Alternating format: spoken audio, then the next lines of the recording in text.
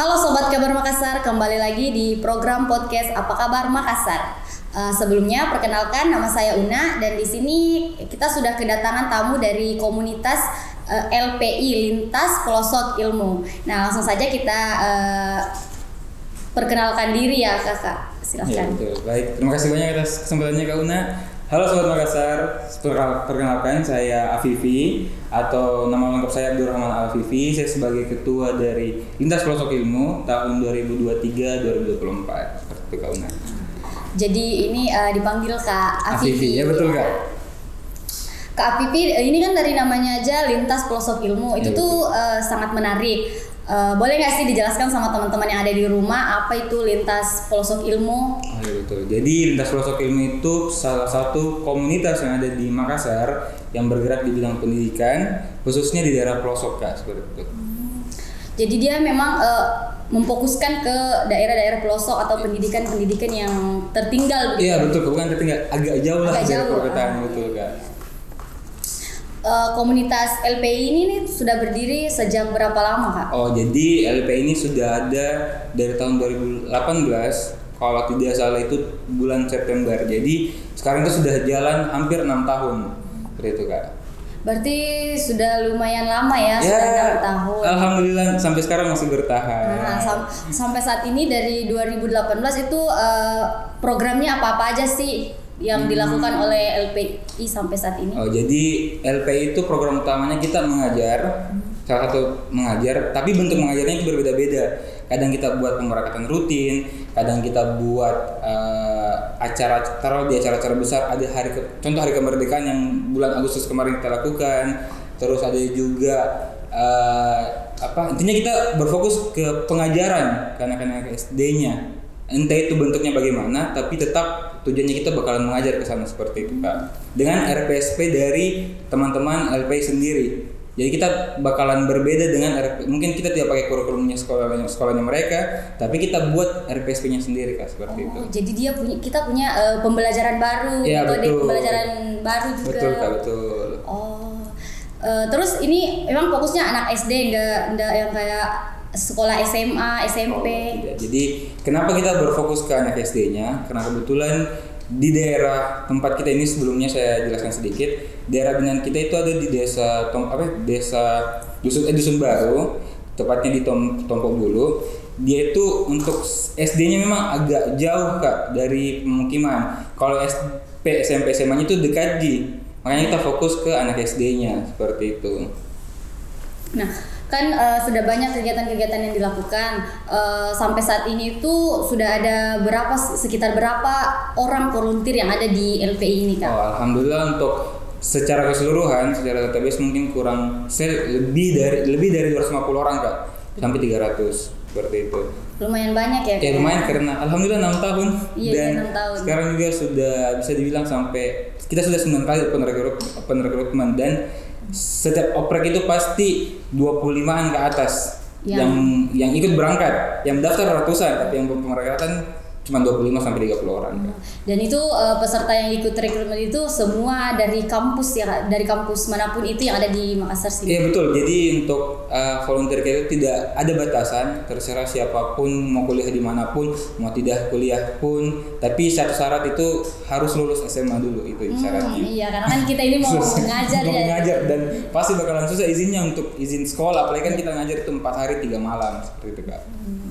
Selama perjalanan dengan kakak ini, bagaimana sih menurut kakak tentang pendidikan di Indonesia? Apa yang perlu diperbaiki? Kalau mungkin hal yang diperbaiki itu mungkin hampir sama lah semua perasaannya teman-teman komunitas, entah itu di komunitas manapun.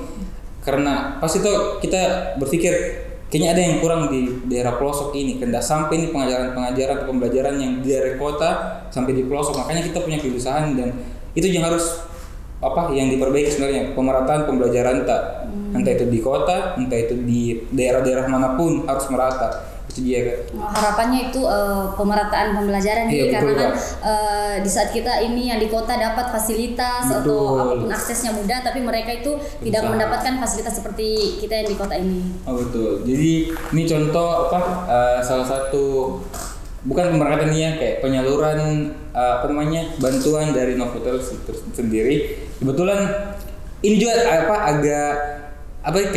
penuh dengan mungkin ini takdirnya Tuhan.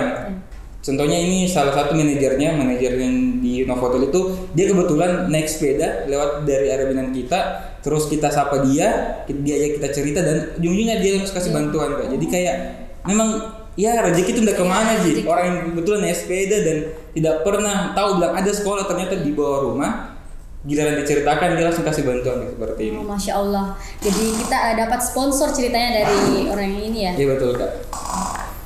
Nah, dilihat dari Instagram ini kan saya juga sebelumnya search di Instagramnya itu ada postingan pemberangkatan rutin. Itu maksudnya pemberangkatan rutin itu bagaimana sih, Kak? Nah, jadi kita pemberangkatan rutin ini kita mau selalu evaluasi RPSP yang sudah dibuat.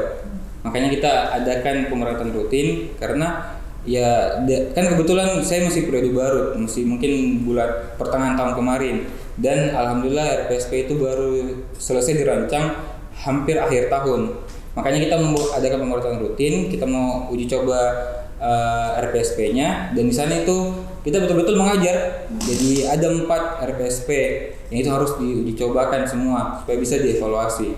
Kalau untuk yang ini yang ditampilkan ini masa-masa oprek, oprek baru-baru ya juga.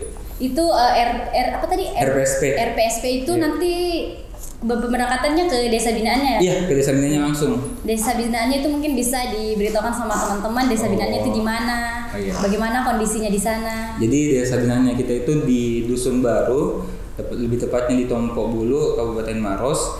Di sana itu untuk sekolah binaannya sendiri ya, Kak. Jadi awalnya itu kita bisa dibilang bangunan sekolahnya itu tidak memadai sekali, Kak. Yang awalnya dari gubuk yang betul-betul cuman kotak dialasi papan-papan kayu. Setelah itu kita bergeser lagi di bawah rumah seperti contoh di video yang tadi. Kita lama sekali di situ, Kak, di bawah rumah. Setelah kita di bawah rumah, entah itu mungkin ada kendala yang membuat yang punya rumah itu mungkin terganggu. Bukan tidak terganggu dia, Kak. Mungkin yang punya rumah juga merasa tidak layak di bawah rumahnya karena berantakan sekali. Makanya kita baru bergeser di bangunan TK-nya. Nah, dan kebetulan bangunan TK-nya itu sudah bangunan jadi memang, tapi walaupun memang sekarang kita anak SD ini belajar di bangunan yang bagus, tapi masih ada dalam catatan masih numpang dia, Kak. Iya, makanya itu yang buat, Kak, kayak merasa kapan kini bisa LP bangun kelas untuk anak SD-nya. Oh iya. Semoga ya, Kak, nanti ini komunitas LPI bisa menjadi jembatan lah untuk teman-teman yang ada di Desa Tompo Bulu biar bisa mendapatkan fasilitas pendidikan yang layak. Nah ini, Kak, mungkin tadi kan kita sudah bahas tentang organisasinya, jadi mungkin saya mau tanya tentang pribadi Kakak ini. Menurut Kakak apa ya? Jadi awal mula Kakak ikut organisasi LPI itu gimana sih, Kak? Oh, jadi awal mulanya itu saya di LPI masuk dari oprek batch 6, tapi saya tahu infonya LPI itu dari batch 4. Dan saya punya teman dari batch 4. Saya dengar ceritanya mereka, ternyata di sana itu begini keadaannya, bagaimana. Makanya saya tertarik.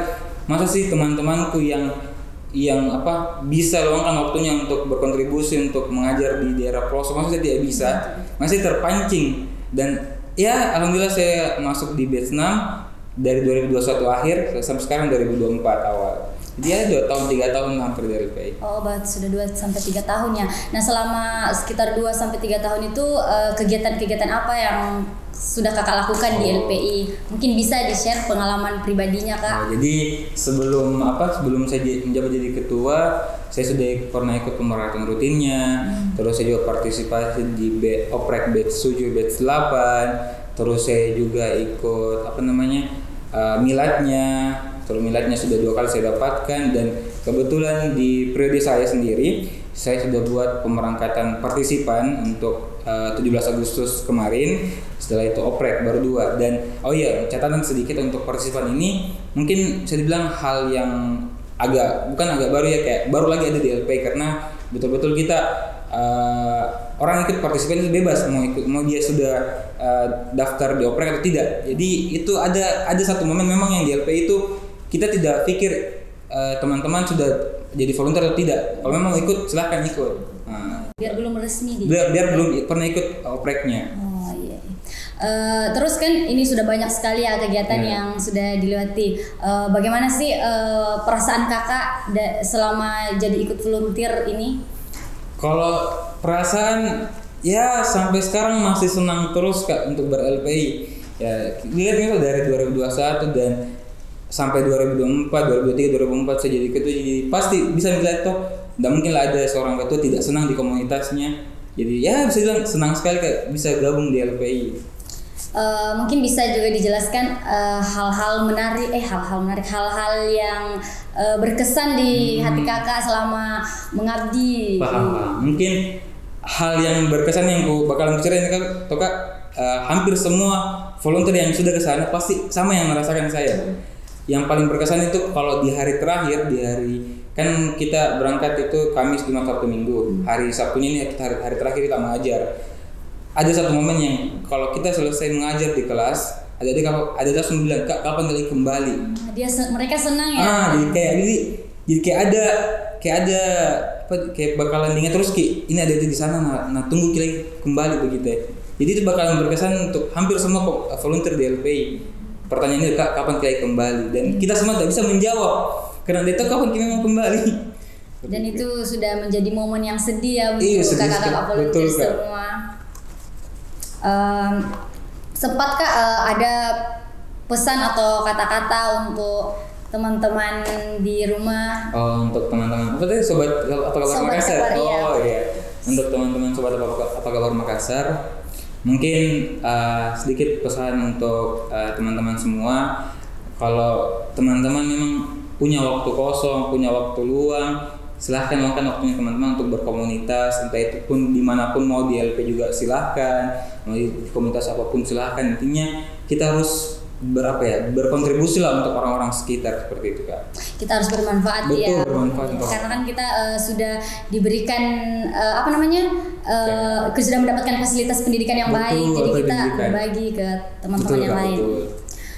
Nah teman-teman, itu tadi sedikit bincang-bincang singkat dari teman komunitas LPI ini. Sekian dari kami. Assalamualaikum warahmatullahi wabarakatuh. Waalaikumsalam.